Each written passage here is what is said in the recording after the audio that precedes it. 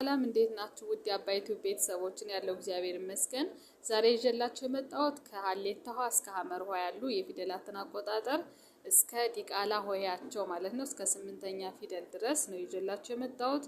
የእነዚህን ፊደሎች እያንዳንዳቸውን እስከ ምልክታቸው ድረስ በደንብ እንማማራለን። አብራችሁን ቆዩ። እንዲሁም በውስጥ መስመር መማማር የምትፈልጉ ካላችሁ ከስር በምናስቀምጠው ስልክ በኢሞ በቴሌግራም እንዲሁም በዋትስአፕ እናስተምራለን። ደውሉልን። እሺ ወደ ትምህርታችን መሄድ እንችላለን። ተከታተሉኝ። እሺ በጣም አሪፍ። ስለዚህ ከሀሌታዋ እንጀምራለን። በደንብ ተከታተሉኝ። እሺ የመጀመሪያዋ ፊደል የሃና የሃን ቤተሰብ ነው። እሺ ምናይ አብረን እንይ። የመጀመሪያዋ ሃ እንላታለን። እሺ ሃ እንደምታዩት ምንም አይነት ቅጥያ የላትም። እሺ ሃ።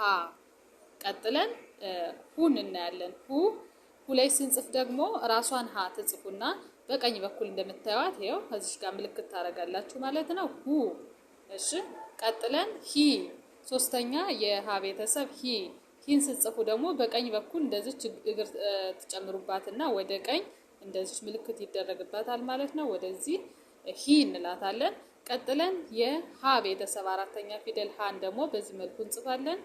በቀኝ በኩል እንደዚህ ይወርዳል ማለት ነው። እንደዚህ ቀጥሎ ይወርዳል ሃ። ቀጥለን አምስተኛ ፊደል ሄን እናያለን። ሄን ስናይ ደግሞ ልክ እንደዚህ አራተኛ ፊደልን ትጽፉና በቀኝ በኩል ምን ማድረግ ነው? እንደዚህ ቀለበት ማድረግ ነው። አያችኋት? አምስተኛ ፊደል ብዙ ጊዜ ምንድናቸው? ቀለበት ፊደል እንላቸዋለን። ስለዚህ በዚህ መልኩ ትጻፋለች። ከዛ ስድስተኛ ፊደል ህ እንላታለን። ህ ደግሞ ልክ ከዚህ ጋር ትንሽዬ ዚግዛግ አላት። በዚህ መልኩ ይጻፋል ህ። ቀጥለን ሆ እናያለን።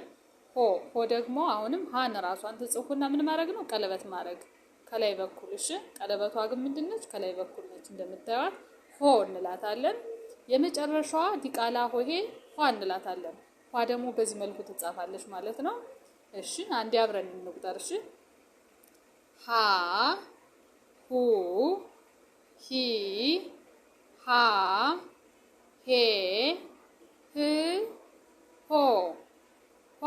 በጣም አሪፍ። አሁን ደግሞ ወደ ለቤተሰብ እንሄዳለን ማለት ነው። እሺ ለ የመጀመሪያዋ ለ እንደምታዩት ምንም አይነት ምልክት የላትም። እሺ ለ። ቀጥለን ወደ ሉ ቤተሰብ ስንሄድ ደግሞ ሉ ላይ ምን አድርገናል? ራሷን ለጽፈን በቀኝ በኩል ምልክት ይደረጋል ማለት ነው። እንደምታዩት ምልክት አላት ሉ። ቀጥለን የሶስተኛ ፊደል ሊ ነች። ሊ ደግሞ አሁንም ለን እንጽፍና ራሷን በእግሯ ጋር እዚሽ ጋር ምልክት ማድረግ ማለት ነው። በቀኝ በኩል ሊ። ከዛ ላ አራተኛ ፊደል ላ ደግሞ በግራ በኩል አጭር ነች። ብዙ ጊዜ አራተኛ ፊደሎች ላይ በግራ በኩል እግራቸው አጭር ነው። እሺ በግራ በኩል አጭር ይሆናል ማለት ነው። ቀጥለን ሌን እናያለን። ሌ ደግሞ ልክ ለን እንጽፍና አሁንም በተመሳሳይ እግሯ ጋር በቀኝ በኩል ቀለበት ማድረግ ይኸው ይታያችኋል አይደል? ልክ እንደዚች ማለት ነው። ሌ እንላታለን። ቀጥለን ል ስድስተኛ ፊደል ል። አሁንም ልን ስንጽፍ ምንድነው የምናደርግ? ራሷን ለን እንጽፍና ቀለበቷ በውስጥ በኩል ነው የምትጻፍ። በደንብ እዩዋት። ሌና ል ልዩነት አላቸው። የሌ በቀኝ በኩል ነው አያችሁት? እግሯ ጋር እንደዚች ቀለበት ያላት። ል ግን በውስጥ በኩል ሆኖ በግራ በኩል ነው ቀለበቷ። እዚህ ጋር ማስተዋል ነው። እሺ አጻጻፋቸው በደንብ ይለያያል። ከዛ ሎን ስጽፉ ደግሞ ራሷን አሁንም ለን ትጽፉና በቀኝ በኩል ነው ቀለበቷን የምታረጓት። ያው እነዚህ ብዙ ተማሪዎች ይመሳሰልባቸዋል ስጽፉ። ከዚህ ጋር በደንብ ማስተዋል አለባችሁ። እሺ ምክንያቱም ልዩነት አላቸው። እሺ ቀጥለን ሏ እናያለን። ሏ ደግሞ ዲቃላ ሆሄ የምንላት ናት። ሏን ስንጽፍ ደግሞ መጀመሪያ ላን መጻፍ እንችላለን። እሺ እንዳይከብዳችሁ ቀለል ለማድረግ ላን ትጽፉና ከላይ ምን ማድረግ ነው? እግሯን እዚሽ ጋር ቅጥያ ማድረግ። በጣም ቀላል። እንደዚህ አድርጋችሁ መጻፍ ትችላላችሁ ማለት ነው። በጣም አሪፍ። እሺ እስኪ አንዴ አሁን በድምጽ ደግሞ አብረን እንበላቸው የለም ቤተሰብ። እሺ ለ ሉ ሊ ላ ሌ ል ሎ ሏ። እሺ በጣም አሪፍ። ቀጥለን የሐመር ኋን ቤተሰብ እናያለን ማለት ነው። አብረን እንያውንም። እሺ እቺ ሃ እንላታለን። ሃ እንደምታዩት ሃ ምንም አይነት ቅጥያ የላትም። ሃ። ቀጥለን ሁን እናያለን። ሁን በተመሳሳይ ምንድነው ያላት?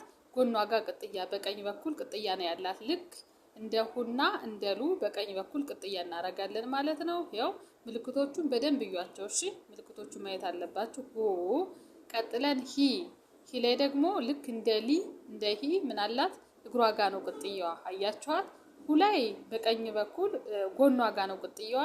እዚሽ ጋር ሂ ላይ ደግሞ በቀኝ በኩል አሁንም እግሯ ጋር ነው ቅጥያዋ። ስለዚህ በደንብ ማስተዋል አለባችሁ። እሺ ቅጥያዎቹ ላይ ፎከስ ማድረግ አለባችሁ። ሂ ቀጥለን ሀ ላይ ስንደርስ ደግሞ አራተኛ ፊደል ምንድን ብያችኋለሁ? በግራ በኩል ብዙ ጊዜ አጭር ናቸው እግራቸው። እሺ አብዛኛው አራተኛ ፊደሎች አጭር ናቸው። ሀ እንላታለን ማለት ነው። እችን ሀ ቀጥለን ሄ ደግሞ አምስተኛ ፊደል ናት። ቀለበት ፊደል ምንላት ማለት ነው። ልክ ሄ ቀለበት ፊደል ናት። ሌ ቀለበት ፊደል ናት አምስተኛ። አሁንም በተመሳሳይ ሄ ቀለበት ፊደል ናት ማለት ነው። በቀኝ በኩል ቀለበት አላት። ቀጥለን ህን እናያለን። ህ በዚህ መልኩ ትጻፋለች። ሆ ደግሞ በቀኝ በኩል አጭር ናት እንደምታዩት እግሯ በዚህ መልኩ ትጻፋለች። ከዛ ዲቃላ ኋ ደግሞ በዚህ መልኩ ትጻፋለች። ዲቃላ ሆሄ ሲጽፉ ደግሞ ምን ብያችኋለሁ? አራተኛ ፊደል ጽፋችሁ በቀኝ በኩል እንደዚህ ቅጥያ ማድረግ ነው በቀላሉ ለመጻፍ ማለት ነው። ስለዚህ የዛሬ ትምህርታችን ይሄን ይመስላል። ዛሬ ከሀ እስከ ሀ መርኋ ያሉ ፊደሎችን በደንብ አቆጣጠራቸውን እስከ ምልክታቸው ድረስ አይተናል። እንዲሁም ዲቃላ ሆሄዎችን ማለት ነው። በደንብ አንብቧቸው። በቀጣይ ደግሞ በሌሎች ፊደሎች እንገናኛለን። ለዚህ ቻናል አዲስ የሆናችሁ ካላችሁ ለሌሎች ልጆች እንዲደርስልን ላይክ፣ ሼር እና ሰብስክራይብ አድርጉ። በያላችሁበት ሰላም ሁኑልኝ።